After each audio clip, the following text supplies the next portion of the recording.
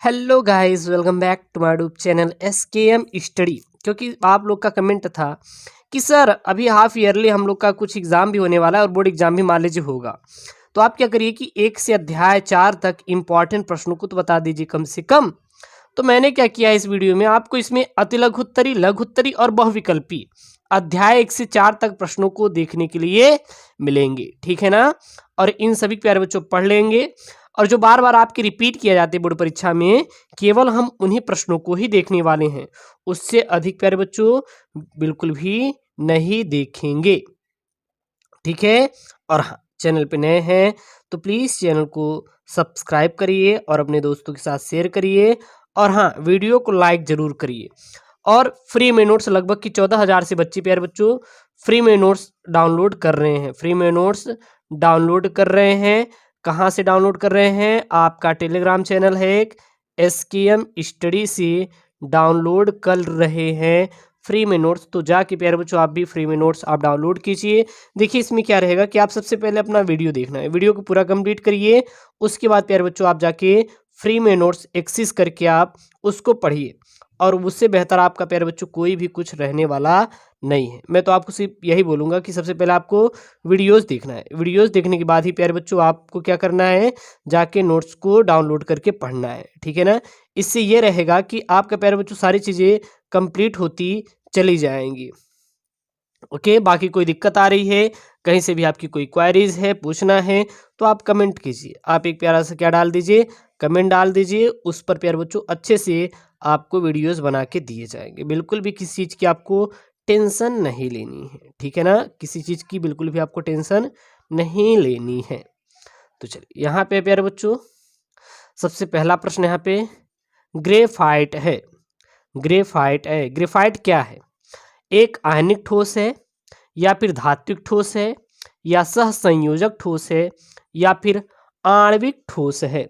तो जो ग्रेफाइट होता है प्यारे बच्चों, यह ठोस होता है। किस प्रकार का हमारा ग्रेफाइट प्यारे बच्चों ठोस होता है, यह आपको यहाँ पे आंसर करना है। इसका सही आंसर क्या हो जाएगा प्यारे बच्चों? तो ग्रेफाइट कौन सा ठोस होता है? तो यह एक सहसंयोजक ठोस होता है। तो ग्रेफाइट क्या होता है? तो लिख देंगे ग्रेफाइट, ग्रेफाइट एक सहसंयोजक, सहसंयोजक ठोस होता है, ठोस होता है। ग्रेफाइट एक कौन सा ठोस होता है प्यारे बच्चों? तो ग्रेफाइट एक सहसंयोजक ठोस होता है। राइट कर लीजिए, बहुत इंपॉर्टेंट है। और यह आपके 2020, जी हाँ 2020 बोर्ड परीक्षा में पूछा गया प्रश्न है। अगला यहाँ पे दूसरा प्रश्न है। प्रश्न क्या है? फ्रेंकल तथा शॉटकी दोष, फ्रेंकल तथा शॉटकी दोनों दोष प्रदर्शित करने वाला यौगिक कौन है? यानी कि इसमें जो फ्रेंकल और, तो यहाँ पे प्यारे बच्चों यहाँ पे प्रश्न उन्होंने पूछा है कि फ्रेंकल तथा शॉटकी दोष दोनों दोष प्रदर्शित करने वाला यौगिक है। यानी कि ऐसा प्यारे बच्चों जो कि फ्रेंकल और शॉटकी दोष। और यह आपके जो प्रश्न पूछा गया था, यह बोर्ड परीक्षा सन 2019 में आया था। चेक कर लीजिए, आप चेक कर लीजिए, जो भी आपके पास क्वेश्चन बैंक है उससे आप चेक कर लीजिए। NaCl, KCl, AgBr और CaCl। तो प्यारे बच्चों फ्रेंकल तथा शॉटकी दोनों दोष प्रदर्शित करने वाला जो यौगिक होता है हमारा, वो होता है AgBr। क्या है? AgBr। सिल्वर ब्रोमाइड, जो सिल्वर ब्रोमाइड होता है, यह फ्रेंकल तथा शॉटकी दोनों दोष को प्रदर्शित करता है। अगला प्रश्न है यहाँ पे। प्रश्न क्या है? एक मोलल बिलियन में, एक मोलल बिलियन में विलेय का मोल प्रभाव होगा। एक मोलल बिलियन में विलेय का मोल प्रभाव होगा, कितना होता है? 1.8, 18, 0.018। तो इसका प्यारे बच्चों उत्तर क्या हो जाएगा? इसका उत्तर क्या हो जाएगा? तो एक मोलल बिलियन में विलेय का मोल प्रभाव जो होता है वो होता है 0.018 होता है। ये क्या हो जाएगा इसका प्यारे बच्चों? एक राइट आंसर बन के आएगा, ठीक है। चलिए अगला प्रश्न है यहाँ पे। प्रश्न क्या है?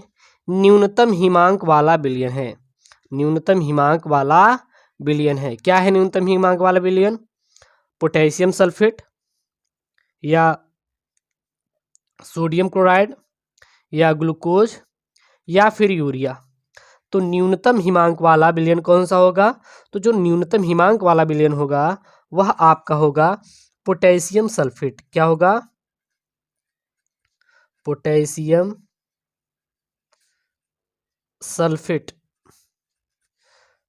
न्यूनतम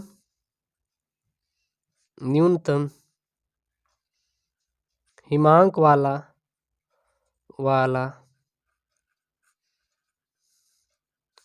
विलयन होगा। जो पोटेशियम सल्फेट होगा यह कौन होगा प्यारे बच्चों? एक न्यूनतम हिमांक वाला विलयन होगा। न्यूनतम हिमांक वाला विलयन कौन सा होगा? Potassium sulphate. पोटेशियम सल्फेट कौन सा होगा प्यारे बच्चों? न्यूनतम हिमांक वाला विलयन होगा। इसको आप याद कर लेंगे, ठीक है ना।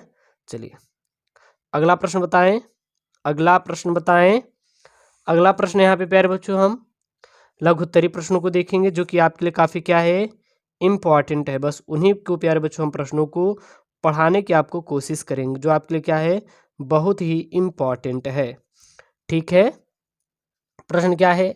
कम दाब तथा उच्च ताप पर जल का वाष्पीकरण तेजी से होता है, ऐसा क्यों? यानी कि जब दाब कम हो और ताप क्या हो, उच्च हो, प्रेशर कम है, टेम्परेचर हाई है, तो जल बोले तो H2O, जल का रासायनिक सूत्र क्या होता है? H2O होता है, का वाष्पीकरण तेजी से होता है। वाष्पी मतलब कि वो जल से वाष्प में बदलेगा, तेजी से होता है, ऐसा क्यों? इसके पीछे क्या रीजन है? तो इसका उत्तर क्या लिखेंगे प्यारे बच्चों? इसका उत्तर आप सीधा सा लिखेंगे, कम दाब तथा उच्च ताप पर जल के अणुओं की गतिज ऊर्जा बढ़ जाती है। जब दाब क्या होता है, कम होता है, और ताप क्या होता है, उच्च होता है।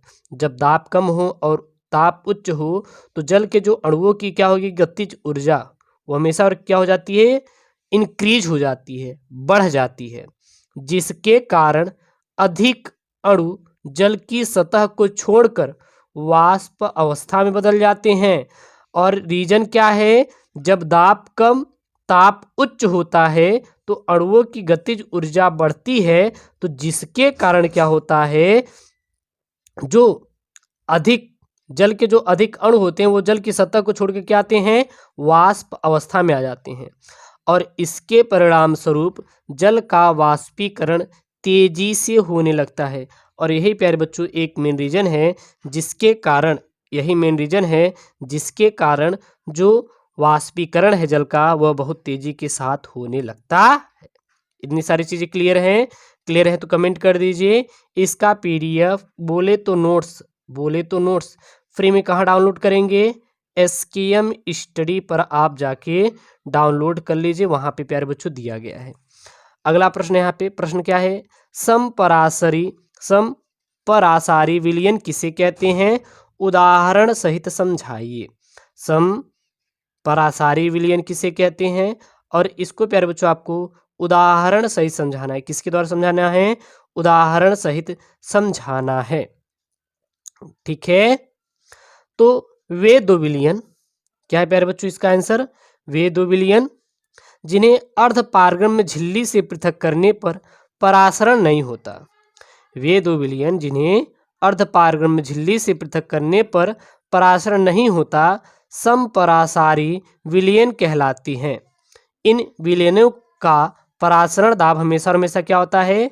समान होता है। इनका जो परासरण दाब होगा वो प्यारे बच्चों क्या होगा? समान होगा। तो समपरासारी विलयन किसे कहते हैं? वे दो विलयन जिन्हें अर्ध पारगम्य झिल्ली से पृथक करने पर परासरण नहीं होता। परासरण प्यारे बच्चों क्या होता है? बिल्कुल भी नहीं होता, उसे समपरासारी विलयन कहते हैं। इन विलयनों का परासरण दाब क्या होता है? हमेशा फिक्स, यानी कि आप कह सकते हैं समान होता है। बोले तो क्या होता है प्यारे बच्चों? इक्वल होता है। इसमें कोई भी प्यारे बच्चों बदलाव नहीं होगा। आगे क्या लिख देंगे? वांट हाफ के नियमानुसार एक नियम है वांट हाफ का, जिसमें कहते हैं PV बराबर P डैश V डैश। यहाँ P बराबर P डैश होगा और V बराबर V डैश होगा। अतः इन विलयनों के आयतन समान होते हैं, जिनमें इनकी ग्राम अणु मात्राएं क्या होती, घुली होती है, उसे ही समपरासारी विलयन कहा जाता है। उदाहरण के लिए हम जैसे क्या लिख देंगे?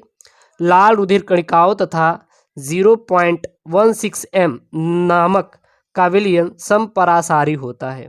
अतः लाल रुधिर कणिकाओं को इस विलयन में रखने पर वे प्रभावित नहीं होता है, और वे प्रभावित बिल्कुल भी नहीं होगा। ठीक है ना। अगला प्रश्न है यहाँ पे नष्ट समीकरण।